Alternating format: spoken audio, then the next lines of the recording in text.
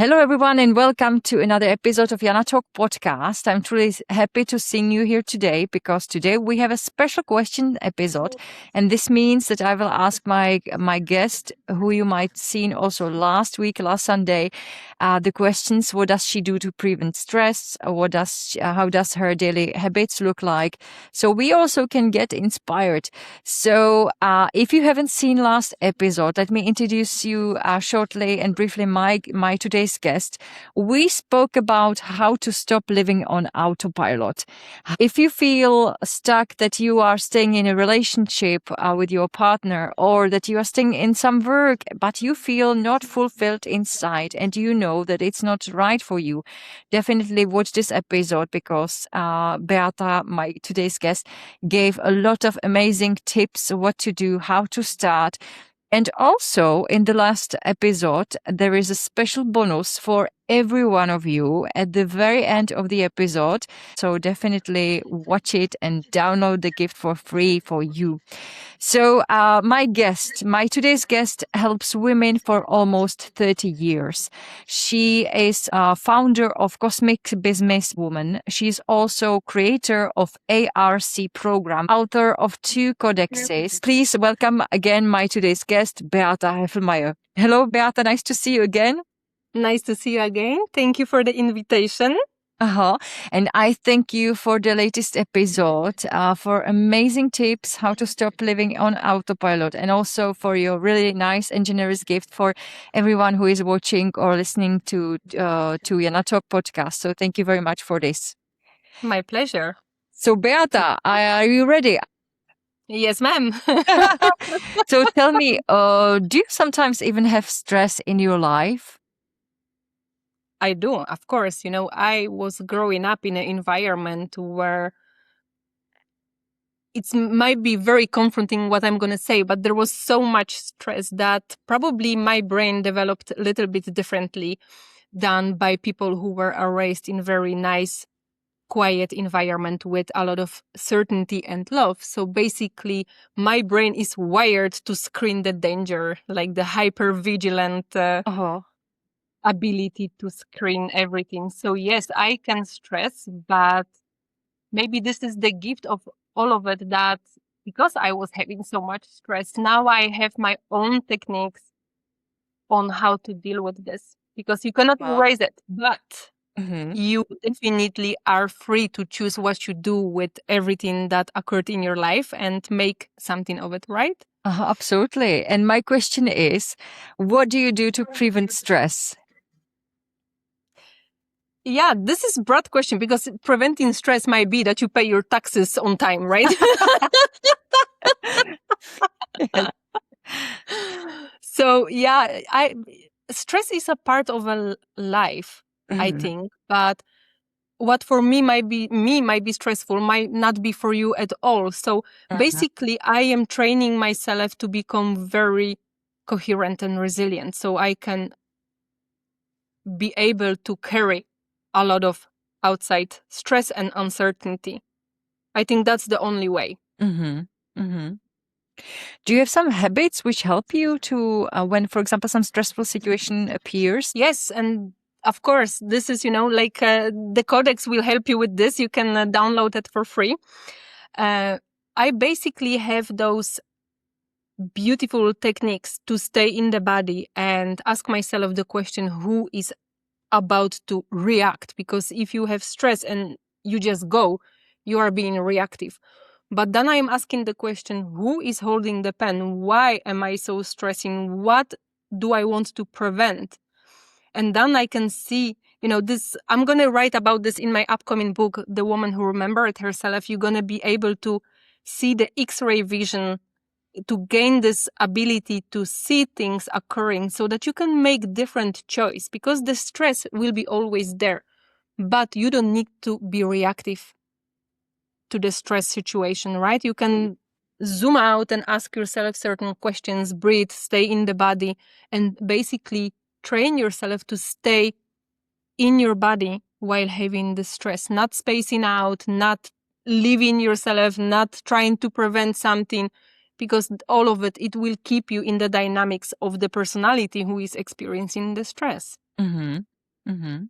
Very good. You mentioned really great things. What helps you to solve the stressful situation.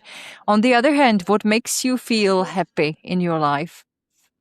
I think the most of the things that I enjoy always, doesn't matter how bad life will be, is the nature. Mm-hmm. And because in the nature you can see these fractals that calm your brain, calm your body, and I can feel this interconnectiveness, Mm-hmm. nature with something bigger, with myself, and it always calms me down, my nervous system, my body. And I think this is such an easy solution for us to grab. It's free. It's just asking you the willingness to go out. But this is making me very happy. And also, people who I love. Also my dog, he is my sunshine, and he happens always to feel when I will be having stress. Even I don't know yet, he always knows. So it's like if I put my hands into his skin, and it's so calming. I don't know, people who have dogs, they know what I'm talking about, but this is such a joy to feel beautiful animal who is loving you unconditionally. And if you just can open up to this interaction, it's really making your heart race going down and being open. Just open up the circuit, because the stress close your whole energy system and you have narrow vision. So, like the tunnel blick, like, oh my God, the whole world is going down and I'm going with it. But, if you can find something that will opens you up, that you can just filter this, you're going to do good. And for me, that's the nature and my dog. Oh, that's very nice. I have also a dachshund, a dog, Rose. She's laying here by my legs. She's also a sweetheart. So I can definitely relate to you what you just mentioned. Do you have any morning routine which makes you feel more aligned with yourself and also to start the day in a balanced way? Yes, and I think that's important, that we know ourselves enough so that you can figure out what is making you happy in life. And every time I awaken, I know what I am living for, what I am enjoying, so you can connect into it. And definitely, I am not touching my phone. The whole world can be on fire. I am not switching my phone off. The first moment is between me and my relationship with my, I don't know, soul, with something greater. So I am always inviting it into my life consciously. Like every morning, I am connecting to, call it whatever you like. For me, this is this eternal field of first intelligence, where I am inviting this field to create my life with me, not wishing that one day I will be there, but I am just inviting this beautiful life force into my action in every decision, so that I can choose really always things that are good for everyone, not only for my profit, but I want to see balanced life and I want to contribute into it. So this is for me important to choose this one every morning, because it's everyday choice, right? So for me, this connection makes really different, and it is reducing my stress. It also keeps me intact, that even I have some difficulties and problems, even some people might pass away, I feel this connection still. I do not feel like I am isolated. And in my case, this is very important, to feel that I am connected, not going by the illusion that I am separate from everything and alone and left alone. This is for me the morning routine, to open up, to just invite the aliveness every every day. And do you meditate as well, Beata, or how do you, or exercise morning, or eat some special food in the morning, or drink some special drink? I don't think so. I do meditate, but also, I do not have certain steps like I do 1, 2, 3. Every day I am connecting during meditation, short or walking meditation or whatever, with my higher parts. I am also having swimming pool here on Tenerife. So usually I just, do some things. I feed the animals and then I just go into the water and I start my day. Sometimes I go for the walk with the dog. Usually my husband does this, but sometimes we go both of us. And then I just welcome the day, and I have the client sessions in between. I have my moments where I definitely check in how I am doing, like checking in my body. And this is good habit because I used to be also overgiver and go and act and blah, blah, blah, blah, blah. So, right now I am really being respectful towards my own energy. To not exploit it all at once, but I want to have some of it for other things too, to enjoy life, not only being of service. So yeah, those are my routines: checking in, how am I doing, checking my thoughts, what am I thinking, what I am inviting in my life by thinking thoughts, so this is practice.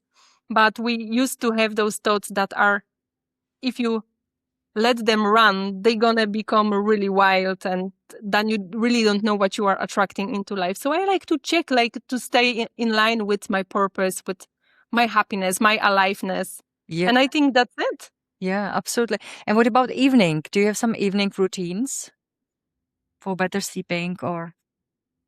I am trying to go to bed on time. I always kind of resisting going to bed because there is so much, the beautiful sky. I like to see the sky here before I go sleep because it's really, we are, I don't know, like 2 meters above the sea level.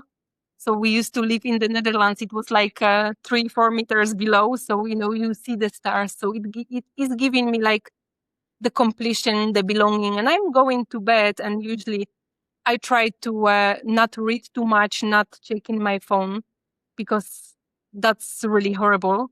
If you do this, you cannot have good rest. So I am trying to be mindful of this.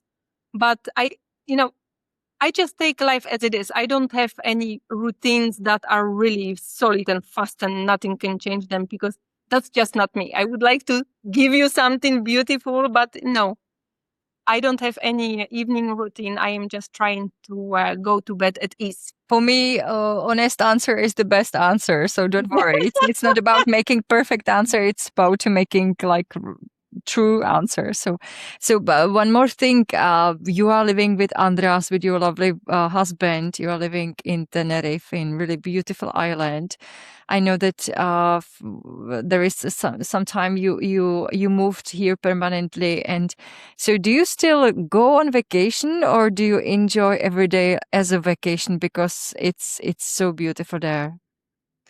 This year I happened to go a few times out, but it was more like a workation. In February, I went to Poland, where I was facilitating some nice workshop with Polish ladies. It was really great to connect with my Polish roots. I was very amazed by the mountains, by Krakow. So, it was for me the holiday. Later on, I went back to the Netherlands because of the funeral of our mom. And I went also to Ireland. Ireland is great, but you cannot buy here almost nothing that you used to do, like, in the Netherlands. So even for my passport, I went to Madrid because I cannot get it here. So, you cannot call it holidays, but I was out and I was very happy to be back. I must say, because it's so nice. And I am always so happy to come back into the island. When you come back with the plane and you see the Teide, the volcano, I am just so happy. So I don't feel the need to go to holiday. It's more like, let's see what life's beneath. And then I go for it. But for now, it feels partially like holiday here. Oh yeah, absolutely. I bet.